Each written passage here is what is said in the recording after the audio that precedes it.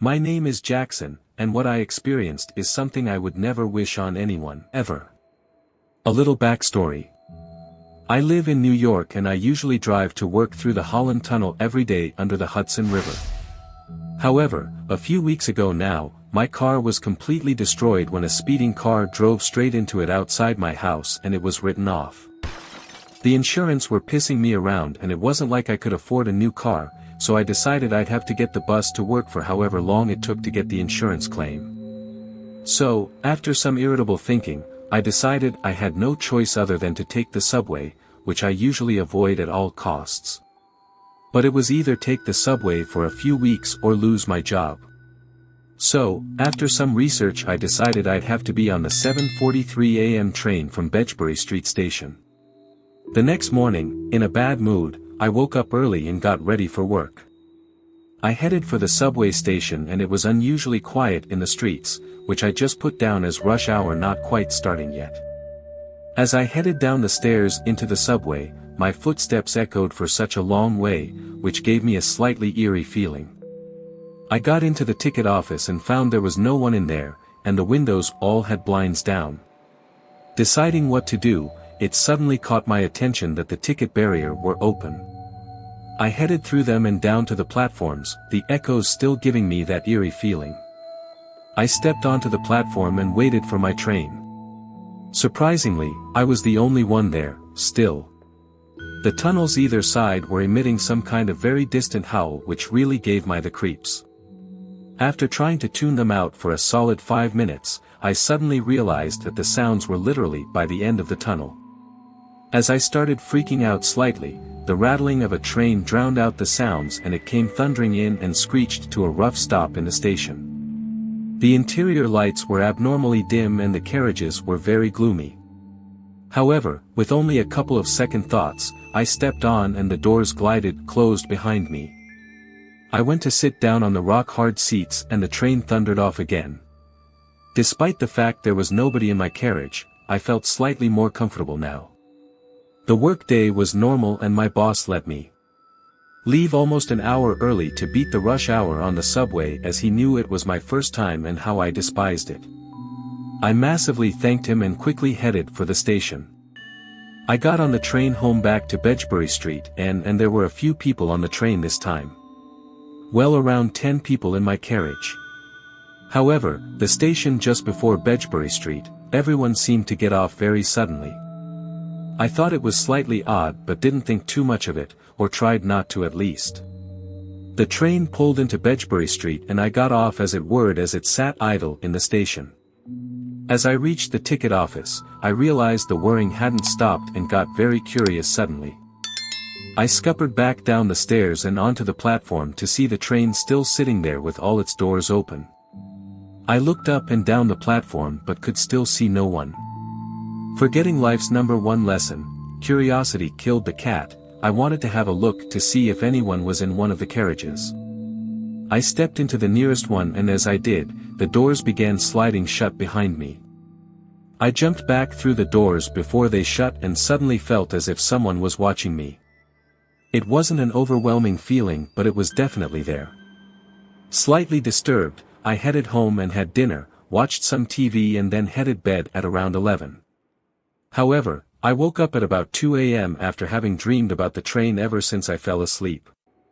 After my stupid idea got the better of me, I jumped out of bed and ran down to the station. I ran down to the ticket office and further down to the platforms. The whirring train was still there, open doors as if trying to entice me in. As I turned around, something shocked me and almost made me scream. A figure. A black overcoat, black suit trousers and a black hat. As quietly as I could, I walked backwards all the way out of the station and then sprinted home. The next morning, I felt extremely ill after what I experienced and called in sick to work. I spent that whole day taking my mind off the night before and went to bed hoping I'd feel better the next morning. I woke up and was completely fine. As much as I didn't want to take the subway, I had no choice and got ready for work. I got to the station fully expecting the train to still be there, but it wasn't. Neither was that man.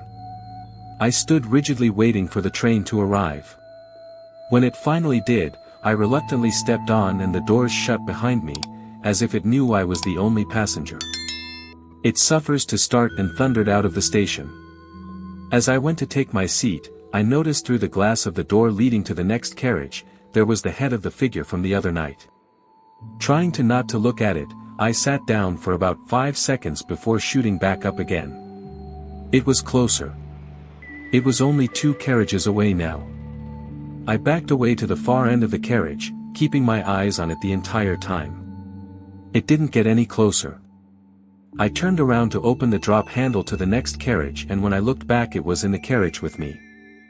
I sprinted through to the next carriage, and suddenly we were stopped at the next station and people began boarding, causing the figure to disappear. My next day at work was normal again, but this time I had to stay overtime to finish a project that needed doing for the following morning.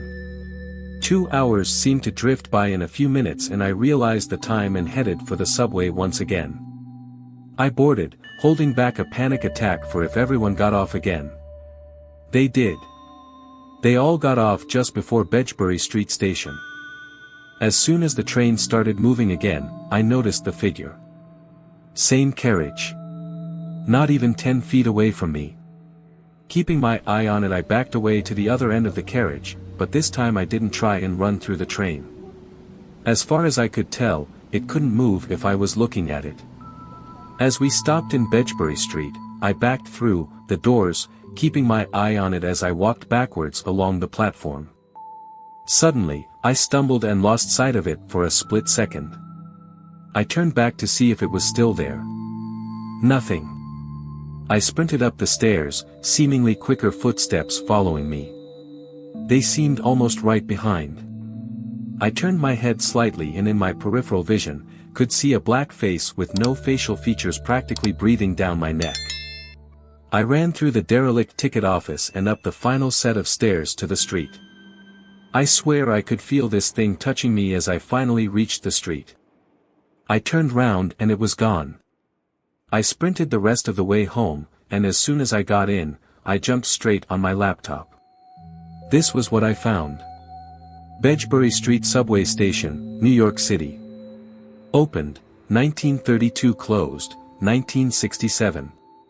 Bedgebury Street Station was closed and quickly abandoned after the roof over one of the platforms, Platform 4, at the far end of the station collapsed, killing a predicted 57 people instantly from falling rubble and a further 14 people from suffocation. The last train to run through this station was in 1971 after it was misdirected. After a 4-year search and investigation, the train and the passengers were never seen again.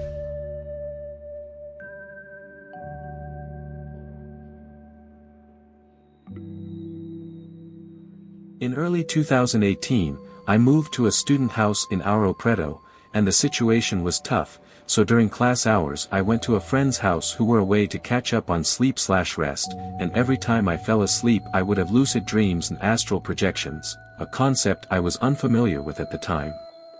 It was in this environment that I encountered a blurred, faceless black figure that chased me and whispered dark secrets about myself. I thought I was awake and would get up, but found myself in the same situation. It was a looping dream, or projection, until I finally woke up in bed, overwhelmed by terror and deep fatigue as if my energy had been drained.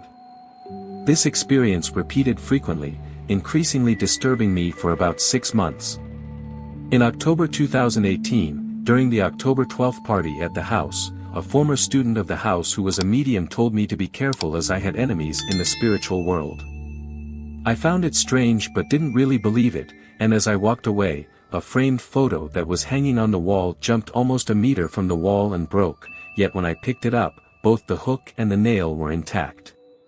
In December 2018, during a trip to Cabo Frio, I had a peculiar encounter with the word fold. In a vivid dream, as I walked through the streets near the building where I was staying, a beautiful woman approached me, started a normal conversation, and after a while, her face disfigured and she said, "Now we're going to fold."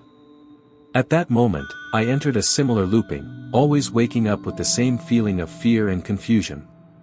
At the time, I didn't know about astral projections, and what fold meant was a mystery. Upon returning to my city, I overheard my grandmother, who was a spiritist, talking about folding with my uncle on a random topic, and that's when I discovered it referred to out-of-body experiences. In 2019, the astral projections became more vivid. I saw people dressed as slaves wandering the streets of Ouro Preto, where I live. The visions were so real that they left me in shock. On one occasion, I managed to talk to spirits who identified themselves as obsessors. They revealed that the drugs and alcohol in the place where I lived attracted them and gave them great pleasure. In January 2020, I had one of my last experiences. It was a Saturday, and as I passed by a room door in the house, I felt an overwhelming sleepiness. I lay down and entered a loop again. I walked through the house and saw myself lying down, with a faceless, animal-like creature with a tail like Mutuo on top of me. I kept quiet about this experience because I believe that talking about it out loud in such places is not good. However, 2 other people said they had seen the same creature on the same day. Yesterday, after nearly 4 years, I had a bizarre dream that reminded me of the old experiences and disturbed me even more. I dreamt I was in an apartment with a friend I had lived with during the time in Ouro Preto. I was walking through the apartment and felt something bad, and my friend was always scared or saying that my intuition was wrong, similar to those loopings. Suddenly, I saw a thin, pale being with features similar to Voldemort from the Harry Potter movies running towards me. It exuded a strong, sweet smell, and told me I was dead, that I was a drawer spirit, and that there was nothing I could do to escape the situation I was in. Right after this speech, I experienced sleep paralysis where this repeated several times. I smelled the same strong, unpleasant odor from the dream, as if I was in a morgue. It was the first time I experienced such a strong smell in a dream, and it caused me much nausea. All these experiences leave me with many questions about the threshold between reality and the astral. I just want it to never happen again.